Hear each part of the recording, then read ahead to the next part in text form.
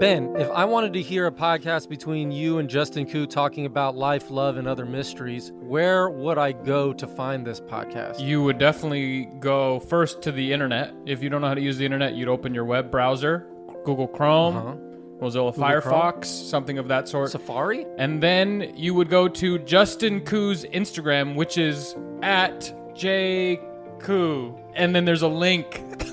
I don't know, I think. That's probably the worst way to find the podcast, I would imagine. Like, you could do that on your phone, right? Yeah. These people are never going to find the podcast, and that's cool because that means you probably won't get canceled because no one's going to listen. It's crazy is that all three of us do podcasts and we can't figure out what to say. Well, hey guys, this has been very helpful. I'm excited to listen to the Dusty Boys podcast. Count me in. Hello, beloved, and welcome back to Worthy of Everything. We have an extra special guest this evening, Grant Herbel, our very own editor. Welcome. Thank you. I'm a big fan, so it's an honor to be here. We're a big fan of you. Yes, that's right. Thanks so much. I usually don't actually give a history lesson, but I have to give a little history here because Grant is extra special. And so I have to say that we have known each other for a very, very, very long time, since you were a wee lad, teenager. And I have to give a shout out to your wife because she is obviously the fairest of them all and very special to me, since I basically was her big sister growing up, changed her diapers. I was just completely in love with her from the day I saw her at the hospital because I had always wanted a sister. And my mom was like, I can't have any more kids. Your dad can barely handle the two of you. And so then he sent this awesome family that I got the privilege of getting to know. So I was over the moon when the two of you decided to get married. And that's a whole other story for another time. But I think that the listeners would like to hear really quick how we decided to do this podcast. Okay. Well, from my perspective, it was pretty straightforward. I guess I had been feeling like there's got to be something like in this internet age that I can do or contribute to somehow to kind of spread the gospel or something like that. And that was just a thought in the back of my mind. And then one day, Jadra, you were visiting us, and I think you just happened to mention, we had been talking about death to life. And then you mentioned to me that you had on your heart an idea for a podcast or how a podcast could come about. But I think you mentioned that you weren't sure about the technical side of things. And that's where I would say, enough knowledge to get that going, I thought. And so I offered to edit if you did the recording, basically. And so that's how we kind of got going. But that was a while ago. It's been a long process, but it's been a really long I think process. We're starting to really come together now as far as a rhythm. And then there was always obstacles like my internet, which I couldn't even download the files. So now it's a lot better. You live in the sticks. Yeah, exactly. I What a blessing understand that. it is. There was zero Yeah. internet, so this has been fun. Yep. And then I want to add this really cool part because we started talking about it and God had been putting it on my heart for a long time. And then I was like, well, I just need one more sign because I don't know. I just don't know. Like, this is a big move. And then your mom, who we've actually never done a group chat with the three of us. So it was the first time she texted me and you at the same time. And she had this picture of this letter, this note, just a little note that I had written to you from way back, like when you were a kid and I was young back then. And she found it. She said she found it at the bottom of a box. And she was like, look what I found. And this is a throwback for some of you, but Grant and I, we bonded over a couple of things. One of them was Mad TV Stewart, which if you have seen it, you know it's absolutely hilarious. You could watch some episodes on YouTube. And the other thing was Napoleon Dynamite. Like we were diehard fans and we would just like say lines from that movie all the time. And so I wrote him this note one time, just being silly, that said, I really love technology, but not as much as I love you. And this came right after I had said, like, I still need one more sign. And then I was like, Grant, this is our sign. This is wild. Like a 15-year-old note in the bottom of a box, or 20-year-old note. I don't even know. Yeah, I'd like to do the math on that, but I'd probably be depressed by the result. But it was a long time ago, and that's funny though, because I remember it now that you say it, but I had forgotten about that. So that's pretty cool. So yeah, let's just first tell the listeners that you came to understand your identity in Christ and freedom from sin, and just give them a brief explanation of what are the big lies that Jesus set you from, because you actually don't have a death to life episode that they can listen to later. So yeah, it's in a way it's kind of tough to pin down because I was raised in the church, and there was never a point where I guess I always had a desire to be close to God or feel like I was close to God. And so what I would do is study a lot, try to absorb information, and almost none of it was firsthand. There was occasional stuff like mountaintop experiences, and I think my biggest obstacle in getting into that was that I always felt like I needed to funnel everything that I was learning or that had to do with God in general through my brain. And so that I could take it apart and understand it and then try to assimilate it. So when I was living in Lincoln, we were living in Lincoln, my friend Ryan Millsap was telling me about some friends of his that were introducing him to the gospel, basically. And he was telling me different things. And then we had people coming to our small group that would tell me things that sounded pretty good. At first, it kind of sounded like this is not something like what I've heard before. This interpretation of the Bible is the way I thought of it. And so I spent a lot of time because I figured that it was good to be open-minded, and I would try to figure out what they were talking about. Like, how does this fit in with my previous understandings and my theology and all this different stuff? And so I was just like that for a long time and never really got any further than that. But one day I remember talking to Ryan about basically one of the concepts that somebody had brought up in our small group that I was trying to wrap my head around. And to be honest, I can't remember what that was right now, but it was something that I was like, man, I don't know, because this doesn't line up in the way I think it does. And he was like, yeah, whatever. At that point, he was like, I don't know what to tell you. And so it must have been, I think it was that weekend or maybe that same day, we went to our gathering on Saturdays that we would do with our friends. And there were a couple of people there, one by the name of Eddie and one by the name of Jayla. And I didn't really know them at all, but we were just introduced to them. And Jayla apparently knew Sarah from something. Yeah. There's a bit of a history there. I don't know what it is, though.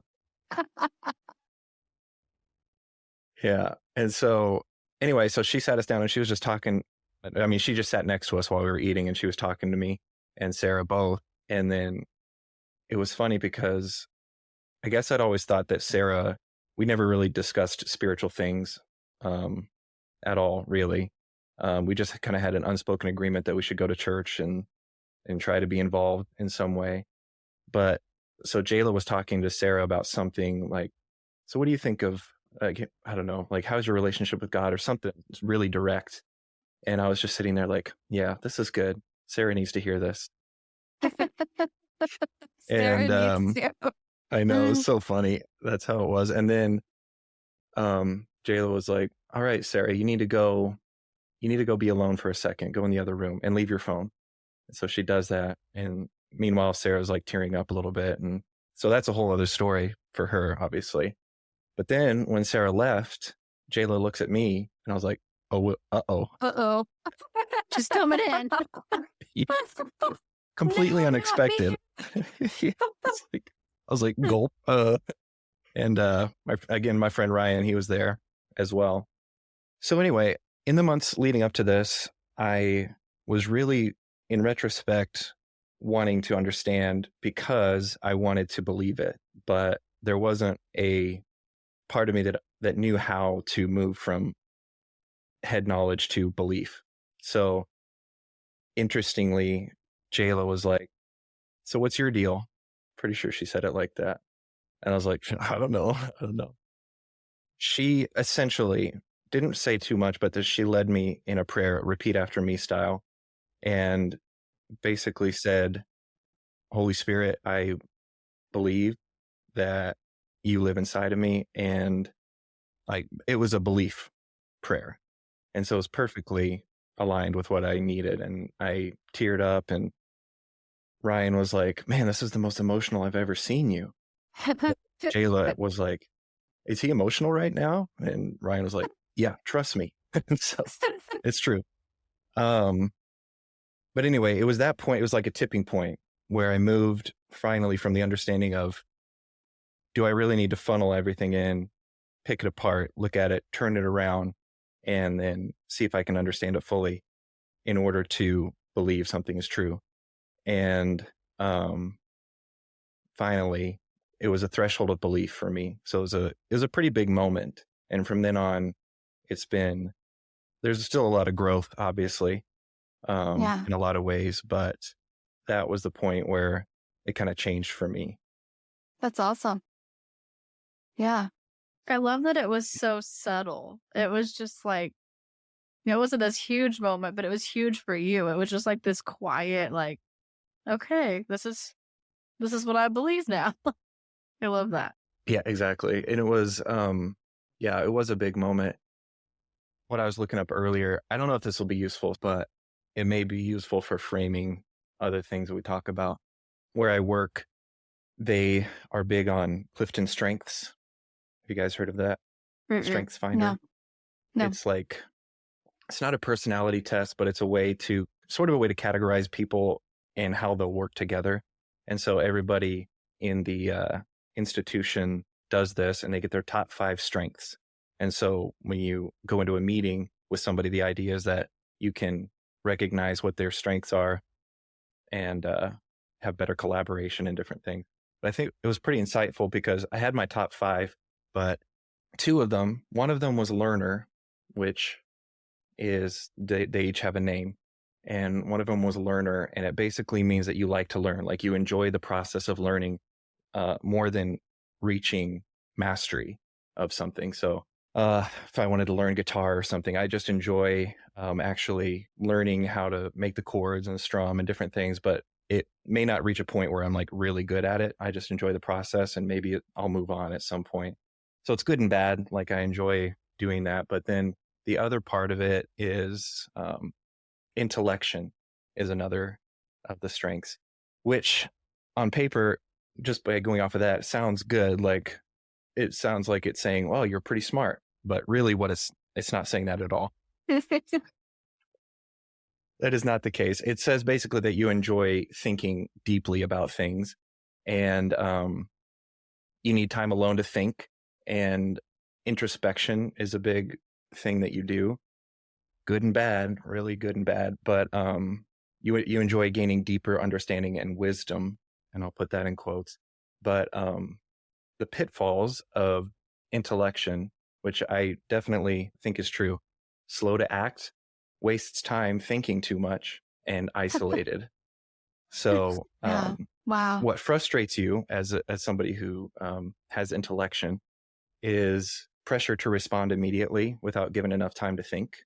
And discontent when you see the gap between your thoughts and ideas and what you're actually doing. So it's funny because if Sarah and I have a disagreement or something, then I would always just be like, like I would never respond. And it's not like I was shutting down emotionally. I wasn't sure what I wanted to say yet. And I really had to think about it for a long time. So there'd be just long stretches of silence. So not a very good Yeah. method of communication, but I'm still like that. Like I still have to really think about it, but is Yeah, that a hand raise? that Yeah, I was. know what to look for. So before you go on, I just wanted to say a couple things. The first one is just reiterating what Michaela said. That moment for you is so beautiful. Just even listening to you now and how I know you and what you're describing. And it reminds me a lot of my husband. He's so much more like you.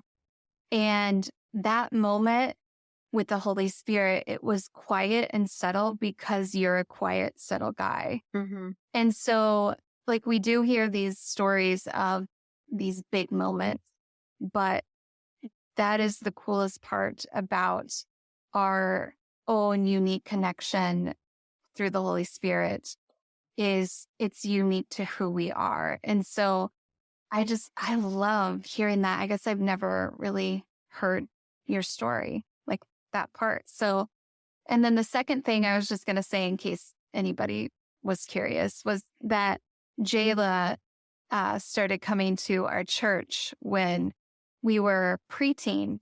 And so Sarah would have been very little at the time.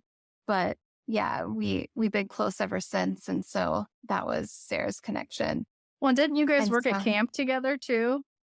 Did you guys all work at camp Yeah. at the same time? Not with Sarah. Sarah's a Mm. lot younger than me and Darn. Jayla. We're old farts.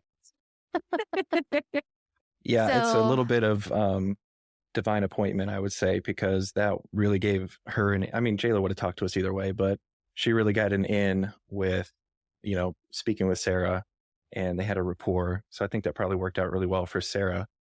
I didn't know Jayla, but we still were talking and all that stuff. So What's interesting too is Sarah is not, let's see, how do I say this? She's a little more private with her inner thoughts as well. And so she did not come, you guys didn't come telling me this information. It was actually Jayla who told me what happened with Sarah. And I was so excited. I was like, oh, that's amazing. But yeah, let's continue on. I think, the question that's always on my mind is what has been the most challenging part of walking out freedom from sin and keeping that confidence and knowing your true identity is in Jesus Christ? it's interesting. I guess probably control in a way. Control, not just circumstances or my surroundings or people or something like that, but how I interact with God and how he speaks to me. Because before there was so much, again, where like the more I have to think about something or feel like I have to think about something to understand it fully before I can say that it's something that I can incorporate into my life. That was a big one. And it still is in a way, because it's almost like a lifestyle. So growing into that where, God speaks to you, God feeds you information, so to speak. That's kind of how it works with me. Like I'll be reading and obviously something will stick out to me in the Bible and you just sit with that for a minute. And then I feel like God kind of reveals things about it or makes connections for me. And it used to be that I just really needed to do that myself, I guess. Mm-hmm. But part of that as well is, in a broader sense, something I've relatively recently only begun to understand. And that has to do with controlling my future and setting myself up in a way that I can predict my future. At least it feels like it. And Mhm. so, because when I can't do that, I feel like anxiety and fear start to creep in a little bit. And so I've always wanted to be really in control of that, I guess. I was just gonna say that I relate with that so much. Just I think we grew up very similarly, and I always felt like I had all the answers to everything, and that really satisfied my sense of control. Like I knew the Bible, I knew the stories, I knew what was supposed to happen in the future, I knew what to look for, so I felt safe. And then when I realized the gospel was a conglomeration of things that I had misunderstood, I felt not safe anymore in a way. Like it's like the control got taken from me, even though I never really had the control. It's a false sense of control. So I get that. I definitely had to wrestle with that in the beginning and give that to God. And it was just this false sense of I have control over things because I know what's going to happen. But in reality, that's not real. I think that it's so interesting because you're both the firstborn. Michaela, you're the only born. Grant's the firstborn. And I think that's definitely more of a temptation, right? More of a behavior pattern in the eldest child, the firstborn, because I don't know, you just planners, you guys are planners. Because I'm the youngest and I'm literally the opposite of that. Like, I literally don't care what I need to know. I mean, since I had kids, it's changed a lot since having children, like, because you do have to plan ahead so much. God has really had to, yeah, just help me in that area. However, Whenever you say firstborn, my brain immediately goes to we would have been killed by Pharaoh. The story of Moses, Yeah. like we would have been smited. I'm sorry. Continue. So this is really interesting for me because my husband is the firstborn, the eldest, and yeah, it's just everything you're describing, I can see those patterns in him. So you were gonna say that when your son was born, your precious little Liam, what happened? Well, that kind of idea of control was a real problem because all of a sudden it's not just my life or even Sarah's life, it's this kid's life that is apart from me, but also I feel the need to protect, obviously. But yeah, something about that was just, it really became a big weight in a way. I can't account for everything. And I guess there's part of me that still felt like I was doing that.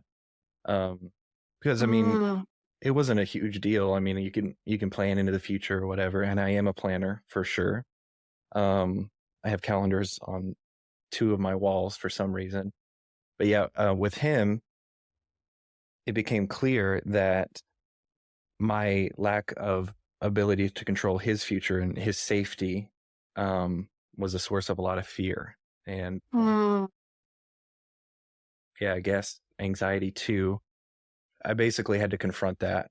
And I don't know if we want to get into that just yet, but there was that was a big one for me in growing in that, I guess, because prior to him being born, which he's 2 years old now, and I received the gospel 2 years before that. There was never really anything about my life, post understanding the gospel that made me think there was any problem with feeling in control of my future, I guess. Wow. Like we decide to move or something, we just do it, or I don't know. It's just little stuff like we need a new car or whatever. Just, we plan it and we go out and get it. But with him, it's a complete variable. So anyway, I think that really changed things it brought things to the surface, I guess, is what I'm trying to say. I am curious, how did you identify, like, because you're describing a life where you did kind of feel in control. And so how did the Holy Spirit help you start to recognize, oh, this is fear and anxiety? Well, this was another turning point. my dad and I, this was only last year, and I haven't talked about this really. I told Sarah about it a little bit, but this is the first time I had to come home and formulate my thoughts on it. So that's taken a while, actually. This was a long one. But anyway, so last year, my dad and I went on a camping trip, and we weren't anywhere crazy. Before Liam was born, we used to go camping in Minnesota and Colorado in not grizzly country, but black bear country. And we saw bears and different things. So there was an element of danger, but I was never really afraid. But once we went on our first post Liam camping trip, then I was just every night. It was here in Missouri, and it was not in a dangerous spot.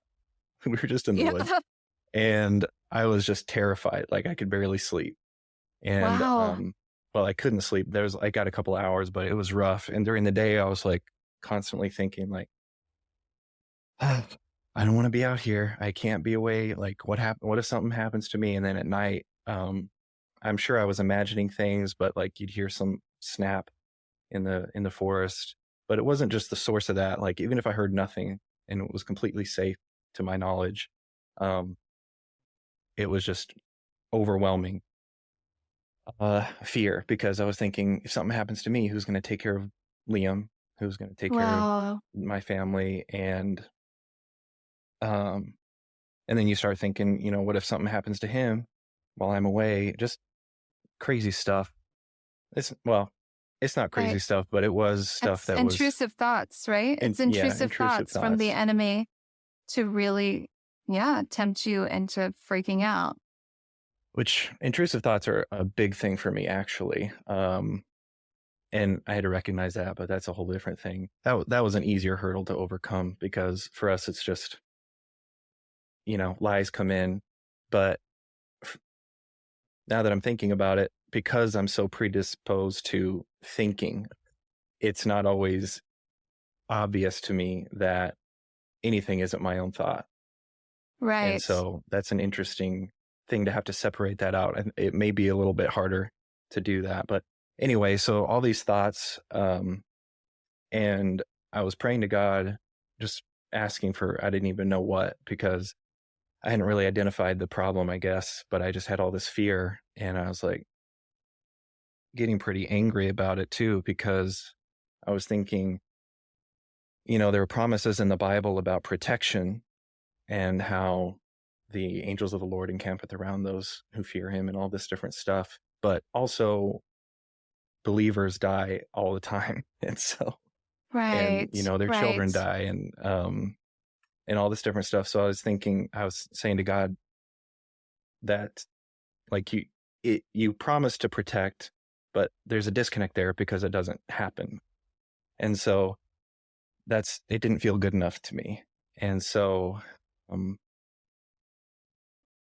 were in the woods, and that was a few nights, and it was really bad in the last night because I thought I heard voices.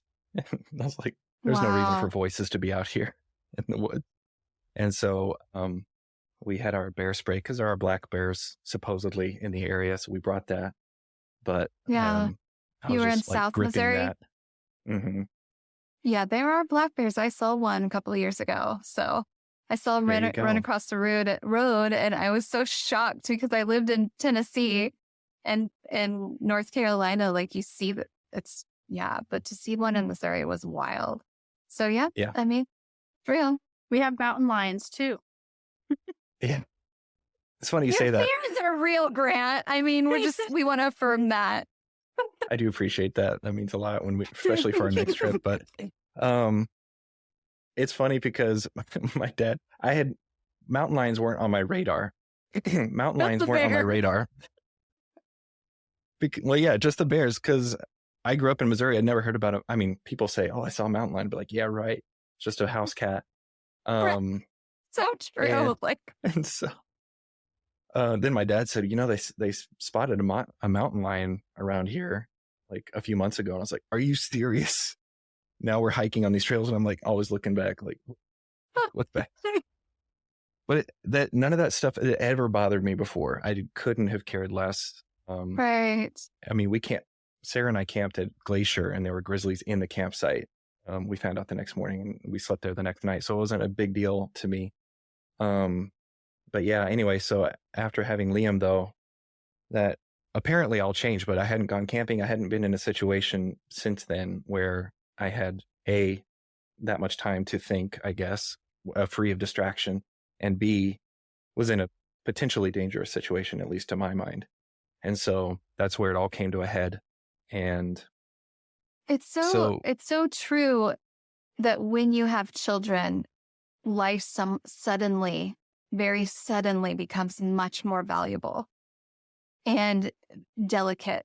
And I can't agree with you more in that the same thing happened to me. Like, I was kind of a adrenaline junkie back in the day, but when I had my kids, it's like, just when they were little babies, oh, they're so delicate, and you're just like, are they breathing? Are they alive? And then also, it was just like, suddenly I'm aware of my own delicate situation of like, life is so fragile. You can die in a car accident in a second. And God forbid that you leave your child motherless or fatherless, right? So, I mean, it's natural. It's a normal temptation to be concerned about that. yeah, I think, I agree. And it's completely natural and reasonable. And, but man, it just blew up for me. And so I was in intense, just overbearing, and I didn't know what to do about it, because all the time since I received the gospel, I had learned to listen to God's voice and to spend time doing that. And I enjoyed it, obviously, but in that moment, all that was just out the window. Like, it was gone. Right. And that was frustrating too, because I was like, what about all this?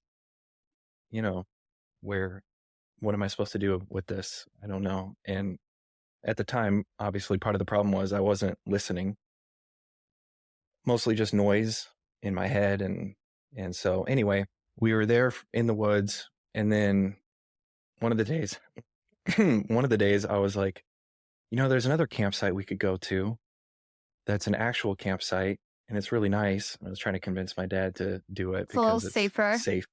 It's in an And actual your dad campground. has no idea, right? Like, you're not telling your dad that you're being tempted with this fear. This is all in your head. Correct. And I wouldn't have shared it with anybody because I hadn't figured it out yet. So I wouldn't have known what to say. Right. That's right. Anyway, so we'd go to this other campsite, which is safer because there are people around, and it's near a river. So it was on the banks of a river. So at least one half of it was safe. Nothing's going to come out of the river. Bears can swim, right? dude. Like, bears can swim. I don't know if you knew that. Yeah, I guess so. It sounds so crazy because I'm just not afraid of those. I wouldn't be afraid to see a black bear. They're not going to, anyway. They're actually scaredy cats. It's the grizzlies you have to watch out for. Those ones will just eat you up. But the black bears are like, they're chicken. Yeah, my dad and I, when we were camping once, we came across one that got into our food, and it just took off. Like, I'd never seen something move so fast. And I was like, yeah, that's the way it would go. I knew that. Yeah, But, with black bears, they tell you to look bigger than you are, and they'll be afraid. And grizzly bears, you're supposed to like lay down and die and just submit. Yeah. And polar bears are the worst. Just get mauled on the. You just cover your guts and hope that you survive the back of your head being like ripped off. Yeah. They said polar That's not bears are good. the worst though, because We're free from fear. right? They stalk you. And they've said that if you'll take off articles of clothes while you're running away, the polar bear will at least stop and sniff the clothes because they're so curious. So that's your only defense, is to get naked and run. But then you're going to die in the freezing snow. They're from still being going to find you naked. because they stalk you. Oh my goodness. Yeah, we're going down a rabbit hole. Let's get back to So, yeah. Anyway, no actual reason to be afraid down there. But anyway, it really, the source of the fear had to do with, what if I'm gone? And right. that was a fear I'd never confronted before. And the enemy knew what to tempt you with. I mean, it's intrusive thoughts from the enemy. He was coming at you full force. and he knew how to tempt you. Mm-hmm. Mm-hmm. Yeah, 100%. And it definitely felt like full force. I think it was probably the closest thing I've had to a panic attack, but Wow. I don't think I've ever actually had an actual attack, but it was close in my thinking. So we were at the safer campsite, and I could finally relax, but I wasn't happy about that either, because I was like, so now I'm safe in my mind. So only now can I relax. Like, why is that? Why do my surroundings have to be safe for me to feel safe, you know? Mhm. And because I knew that shouldn't be the case, but I didn't know what else to do about it. So I wasn't content, but I at least could relax. And then, so we're right next to the river. It's the Current River, very crystal clear water, spring-fed river. You guys know it. And we It's canoe the on it best. every year. It's really nice. If you think of Missouri, you don't think of something as scenic as this, but in South Missouri, it's a spring-fed river. It always has a current. It's moving downhill, constant, like you're moving. That's why it's called the current. And crystal clear, ice cold, even in the hottest 110-degree weather. And so it's always refreshing. And then The in the mornings, colors of the river, the blues, the teals. And they have it's caves everywhere. so beautiful. Yes, Mhm. so Yeah. many caves. and there's bluffs and hills. You feel like it's just like another world, basically. It feels like it. And there's times where you're Yes. canoeing through the dense trees overhanging. It's just really beautiful. And so it's one of my favorite places. And when I used to go to camp, we would do a trip there every year. And I had the opportunity when I was actually camping there in the past to wake up really early, like at dawn, and rivers covered in fog. It's really beautiful. But in all my Yes. time on the river, I had always wanted to see a river otter. But that's ever since I was a kid, I was just fascinated by otters. Aww. Same. They're so cute. They hold hands when they swim. Yeah. Ever since you were a kid, Michaela, that's what you dreamed of. I've See wanted your one river my otter? whole life. I actually Oh told my God that I want God. one in heaven. This is crazy. Oh my goodness gracious. I That can't is even funny. believe it. You've dreamed about that. I love it. Continue. I was the same. Well, when I was little, there was a couple, and they were I don't know what they did, but they worked for the Department of Conservation, and they would go around, and they had a pair of otters that they owned, and they would bring a tank and set it up and just show people the otters, and they would swim around in there Aw. and feed them and stuff. And I was just fascinated by those when I was little, and I've always liked them, but I've never seen one. And so we'd be on the river, and there'd be a muskrat or a mink, very similar creatures, but not the Some same. of us would not know the difference, Nature Grant, but apparently you do. Yeah, I do. You can tell immediately. Or a beaver. Anyway, there's all these little brown things running around, and it's not an otter. It never is. And Sarah was driving on the road once, and she's like, I just saw an otter. She was talking to me. I was at home, and I was like, are you serious? Anyway, she got home, and one day we saw a similar creature. She's like, that's what I saw. And I was like, that's a groundhog. It's not an otter at all. Wow. Very different. That's Very different. my eldest son. He's just like you. He's like, It's a first actually, thing. Mom, You wouldn't get it. it's not poisonous. It's venomous. Oh, excuse me. Like, That is an important distinction. So I'm glad he Yes. tells everyone he knows. If he does. And so anyway, I didn't expect anything about that, because it's been years where I've been there once or twice a year consistently, and I've never seen an otter. So I just happened to say to my dad that night, I was like, man, I always wanted to see an otter, but I never have. Supposedly they live here. And he's like, yeah. And then so anyway, he went to bed. We both went to bed, and Good talk. I heard raccoons, and yeah, it was a good talk. I heard raccoons and deer, but it was no huge deal. And I was just like, whatever. I'm done thinking about it. And because I used to love waking up early morning to see the fog on the river and all this, like the crisp air, this was October, so it was cold. And I also am not a morning person at all, but I just happened to wake up in time and have the energy or the motivation to go out and look at the river, which we were right next to, so it wasn't a huge deal. but it was also really, really cold. So I had to have that motivation. But I was like, I just want to go out there and just look at the river. So I did that, got up, went out there, and I was looking at the river, really beautiful as always. And I was a little cold, but then I heard the splashing. I look over there, and just in this giant stretch of river where our tent, and I'm 10 feet from the tent where we set up camp, then there's some otters like 5 feet away from me, and they're just Wow. playing and swimming, and they don't see me, I guess, or they don't care. They're just having a good time. And I saw that and I was like, wow. And I watched them, and I called my dad because he's interested in these things. I said, wake up, there's otters. And he managed to get up and see them briefly, but they drifted down the river in the current and they were gone. And he's like, that's pretty neat. And he went back to bed. And another good talk. I love it. His dad talks a lot. Like, he's a man of very few words. Yeah. And this is the most I've talked in like 3 days. So he talks even less than me. But anyway, it's one of those things where, there's something meaningful to a person individually. And I saw that, and I was just appreciating it. Like, wow, I'm glad to see this. But then it occurred to me, it's like this, like, what are the odds that you would see this? And it would be That's right. here. And now it was like a 30-second window. Wow. And I was like, a voice said to me, this is for you. Yes. And I said, and it didn't land for some reason. I was like, Aw. I don't know about that. And I don't know. For some reason, I was like, and I couldn't pinpoint why, but it just didn't land for me. And yet I recognized it. And so I was like, weird.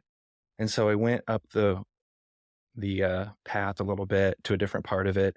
And I just stood there, looking at the water, and I tried to get through it. It was pretty next level. All of a sudden, I was sitting there, and it was calm, and I could feel like I could finally think, and my world was open instead of like closed and condensed into this tent where I was afraid. And all of a sudden, I just felt, specifically over here to my left, a presence.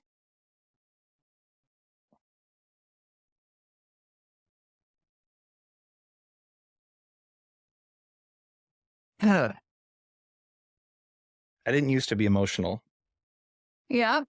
Join the Jesus will do club. that to you. Well, I love anyway, this. not like this. I love it. I'm so excited. Anyway, so I felt the presence, and something about my brain, I just knew that if I were to turn and look,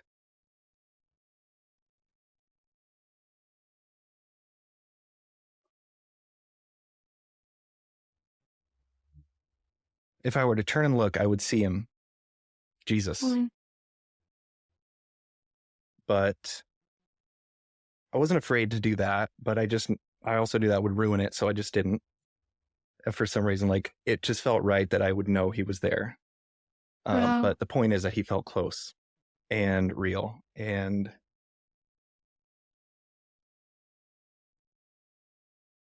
so instead of all those thoughts of me just shouting and being bombarded with fear, I had this moment of,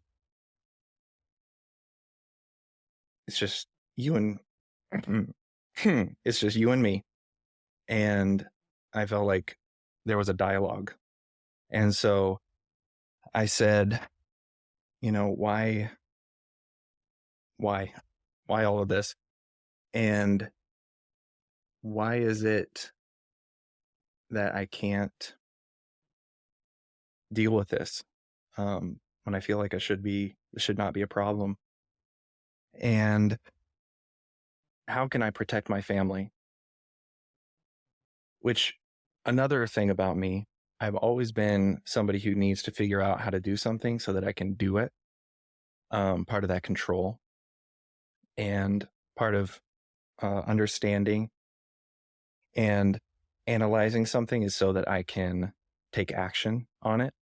And the idea of not being able to do that is scary. And so my prayers for a long time were, what do I need to do to overcome this or whatever it might be? And so I was really asking from that place of, how do I protect my family? Or, what do I do to fix this? And all I heard was,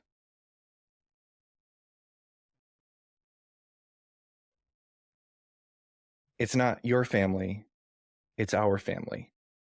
Wow. Oh. That's so beautiful. It's crazy because I've thought about it a lot, but this is the first time that I've probably said it this, in chronological order and all that. So it's definitely feels more real at the moment. But that's good. Anyway, that was all there was to that, because part of all that came into my brain was, what is my role as protector? I put that in quotes. In reality, at least to me, he revealed that really my role is steward. And Wow.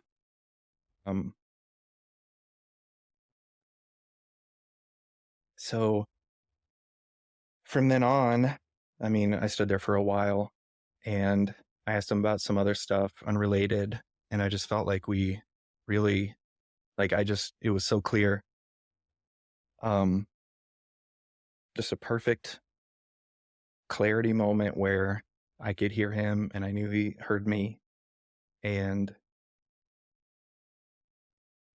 it was extra nice because it was clear at that point that the sign, what I consider the sign with the Otters and everything that had led to that point, was all orchestrated to bring this moment around. Amen. And for someone like me, I feel like that was almost necessary to do it that way, because there was no way I was going to, at that point, I wasn't going to read a Bible verse probably and be comforted. I don't know. He could have done it a million different ways, but what my tendency is to do is to then try to figure out, like, okay, well, how does this apply to this? How does this apply to this? So just to have a moment where everything is silent and open really drove it home for me. And so I guess that was a moment for me where it turned from feeling fear about my role in my family and even my own life, and just was able to move it over into, what do I need to do, or how can I do it, or what if the circumstances aren't perfect and I'm not able to do it a certain way, or just whatever it might be, to recognizing that God is not only a protector but provider, and he's in part of it. He's in the midst of this. It's not just him telling me what to do so I can figure out how to do it. It's all together. It's like being guided, being led by the Spirit, And I guess just faith, really. being at rest, right? Yeah, which is a big one for me, for sure. That's the challenge for somebody who's always doing the right thing and figuring everything out, to just sit and see those otters on the river and just be like, what? This is just present for me because you're my dad and you love to give good gifts to your son. And he knew that desire had been there all that time. And he chose to give you one of the long-term desires of your heart. And then you went up on the hill, and a guy who's not used to just being at rest was sitting there and you felt his presence. Like he literally came and let you have this incredible experience, so personal, in this just beautiful place of serenity and peace. And I gotta say, like, that what you're saying is this happened a year ago, It was right? October. Yeah. And I just want the listeners to understand, like, you've been walking in understanding your identity, right? In understanding the gospel for 4 years, about 4 years or more. Mm-hmm. And 4 years. this is so cool to hear how our Father parents us. You know, you have a son now, and you're still, you know, looking at it from the worldly perspective, the physical realm of like, I got to protect my son, right? That's what good dads do, especially good Christian fathers. Like, we serve and protect our families. And he's like, nope, I serve and protect your family. And yes, I have appointed you to steward them, but I'm the divine protector and I'm always present with you. I mean, wow. Like, I'm blown away. This is so beautiful. I don't know what more people could want. Like, I'm just sitting here listening to this and understanding this message is realizing the restoration that has occurred with us in God, that we get to have moments like this. Like God chose to give you the desire of your heart by saying Otters, and that is the coolest thing ever. But the coolest thing, even above that, was literally being in the presence of what you felt like was Jesus. Like, you said you felt him. Like, that beats Otters. And I don't, I think that's what everybody is looking for. Like, there's nothing that anybody could ever want more than that. Like, when I think about what I really want in life, I don't have to want it anymore because it's mine. I have full access to the Father. And I have access because how much he loves me. Like, we get to have that intimate of a relationship with God that we can physically feel him near us.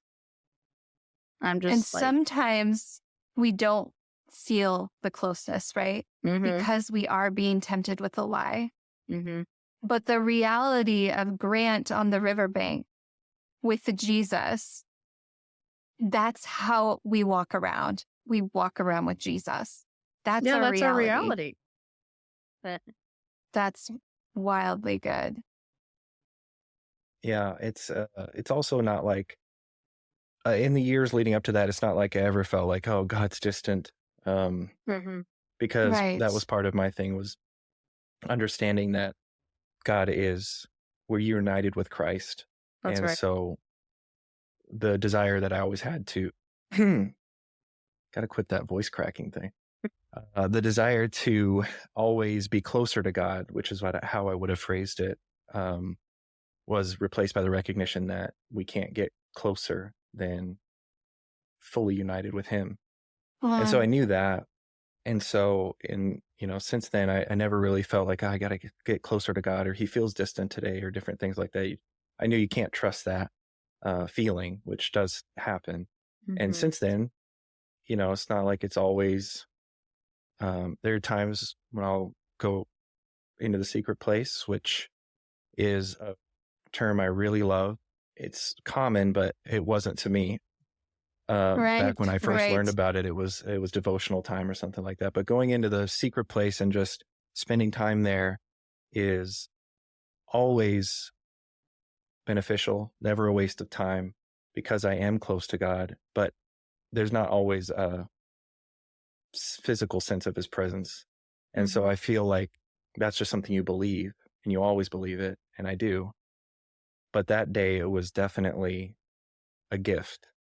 Right. Absolutely. Specifically for that, to Yes. say, like, when somebody's there, and it was Yes. just next level.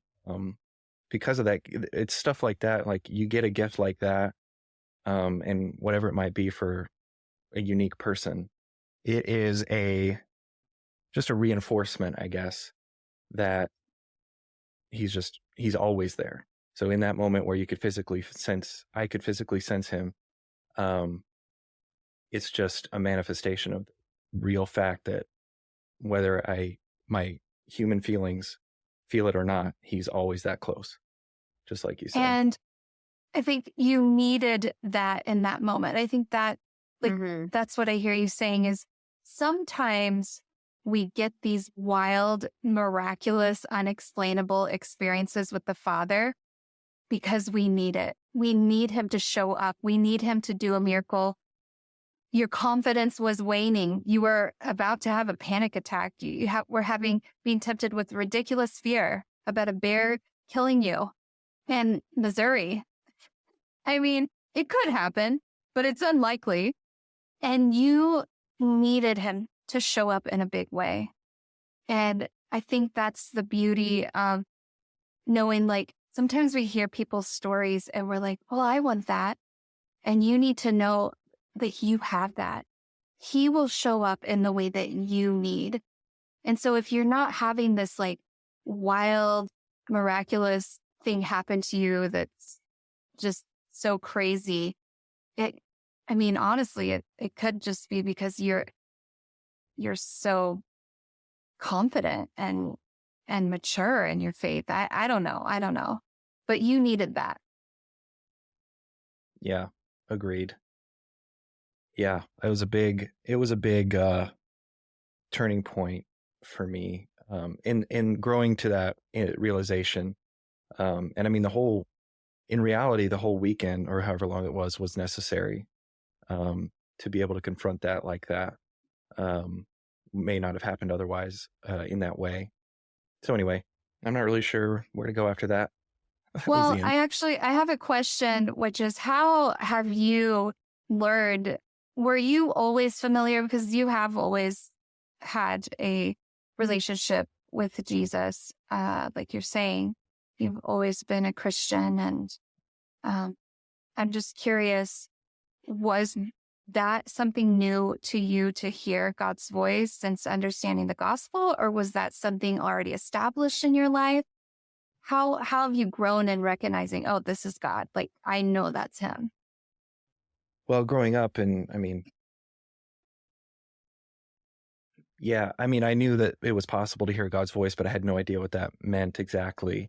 And I guess when I heard people talk about it, I just thought that, you see a sign or something like that. Like, God really told me to do this. And I felt like I never really thought about it consciously, but I guess subconsciously, I always thought it was just like a feeling or something. Just people were saying God told me, or I don't know, whatever. I never had that experience.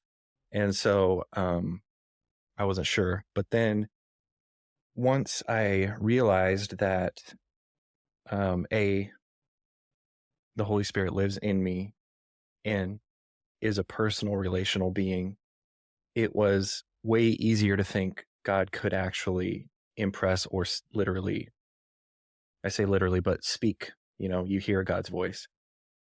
And I don't mean audibly necessarily, but so just that was a turning point as well, was just the idea that this could actually happen. And so if God can speak, then it would be better to set aside some time and just listen, instead of the other way. I used to pray, for example, was just, I need this or whatever it is, just asking for something or even thanking God for something, but it was always me just talking and then end of prayer,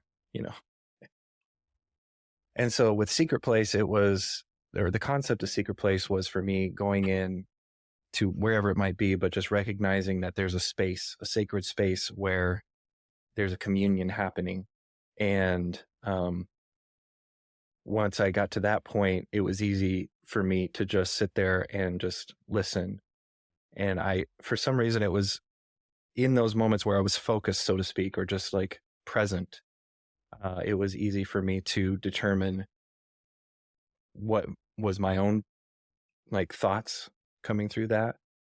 If I was asking for, what should I do next, or which was still a lot of how my prayers were. what do I need to do? That was a habit I had to break, basically, or that God helped me break, was to think, I don't need to constantly be thinking, what do I need to do to make something happen? But more like, God, how are you teaching me in this moment? Or how will you accomplish this? I don't know. Anyway, I would listen, and I would actually hear voices that were, I would hear things that sounded like my voice, but I feel like I prayed for discernment, and I felt like I was able to discern in many cases what God's voice was in those situations versus my own. But those were more like focused moments or set aside moments where I was actively engaged with listening. So when it was more like frantic and fear was coming in, just all of that went away. Wow, And so it that's was really interesting. Yeah. It was interesting that when I walked up that river and I felt God's presence there, I wasn't praying for anything at that point. I was just standing there. And yeah, because when I had seen the otters again, it didn't land for me. And so I wasn't really in the headspace where I was thinking, God, what do you have to tell me right now? It was just residual wondering why I was feeling this way. And yet in that moment, it was a way for God to say to me that even when you're not actively focused, I'm still here, basically. Right. And you can still hear me. That's the resting part. Like, you're not even trying to listen, right? You're not even like, okay, I'm going to take time to listen. You're just resting in a beautiful place. And that's where, like, it was just so loud and clear. That's so good. Yeah, I don't know if that answers your question, because I did forget what it was. No, it's so good. I guess I'm just so grateful because you and my husband are so similar. I feel like this is really helping me understand him more. I know one thing that we've talked about and that he shared is just him giving, because when you have that internal dialogue where your brain is so educated, for lack of a better word, like, you are the guy that just has a wealth of knowledge and information because you spent your whole life taking in information, right? You've always been a big reader. That's how my husband has been. And so your instinct, for all you more introverted people that are always just taking in new information and educating yourself so well, I would say that the enemy will tempt you to filter what's happening through the knowledge that you've gained. Would you agree with that? Kind of what you're saying. And so I could see the challenge of giving that voice, right, of the Holy Spirit credit when you've just spent years filtering even that voice, comparing it to the knowledge that you have, right? And so I just think it's so cool how we all have, and this words from Kayla, our own unique fingerprint in our relationship with the Father. Of like, he knows how to speak to you. He knows how to train you in discernment. He knows how to talk to you that you're going to notice, that you're going to hear him. And it's going to be totally different. It is wildly, totally different than how he talks to me and how he talks to Michaela, right? We all have our own unique individual intimacy with him. I love it. So good. Is there anything else on your heart to share? I don't think so. I do think that what you just said was very insightful, especially if you don't experience things the same way, because it's hard to articulate in a way, but I think that is very well said, that you kind of have to compare it against your knowledge that you've acquired yourself against what the Holy Spirit's saying in a way. It's just a predisposition, I guess, but part of that growth is recognizing that my own brain is not the source of truth, and it's not going to be able Amen. it's not going to be able to generate truth out of information. And so being able to give up that control, it was a big thing for sure. And it creeps in for sure as well. Because I've had many years of doing it the other way, but it's much more restful now to recognize that what God can reveal to me is not dependent on my knowledge, I guess you could say, or whether I can acquire more knowledge to make a revelation happen or something like that. It's completely different. And so, yeah, I think rest is the word for me, for sure, when it comes to stuff like this, because there's always almost always a frantic level of consuming, getting things, putting things in here, so that it can then I can take it and squish it down into my heart if I'm lucky. That's awesome. But that is it is anxiety inducing. It's not a good way to live. And so don't do that. Don't do that. And there was a verse, Mark 5:36. This was something that was mind-blowing to me, even though I'd read it a million times, or at least heard it a million times. And Jairus is a person whose daughter just died. And Yes. Jesus says, Mark 5:36, Jairus and the people around him are talking. And Jesus overheard their conversation and said to Jairus, "Do not be afraid, just believe." And it's pretty simple. To me, it was just those words, don't be afraid, just believe. And that is, for me, in my way of thinking, in my Clifton Strengths intellection, is the word for me. Yes. Absolutely. Just believe. Don't be afraid. Let go of that form of whatever it is, and just believe. And there's rest in that. So I think that's it. I think that's pretty awesome stuff. Yay, God. And you already answered. Our last question is always, how has prayer changed for you? But I guess we kind of just answered that in the conversation, unless there's anything else you want to add. I think you covered it. Yeah, I think so. Michaela, what about you? You good?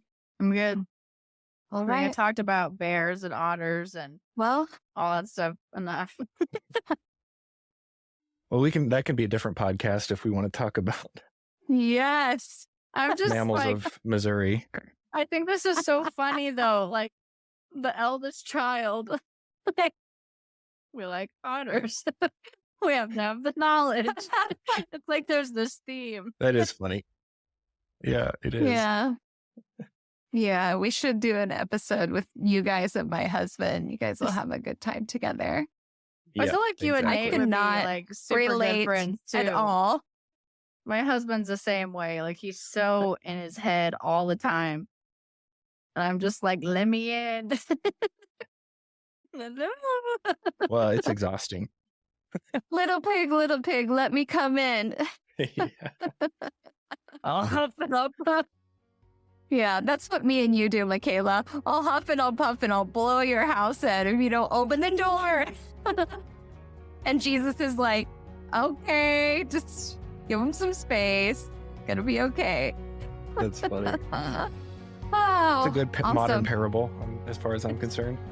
There's gospel in it. Yeah. Community.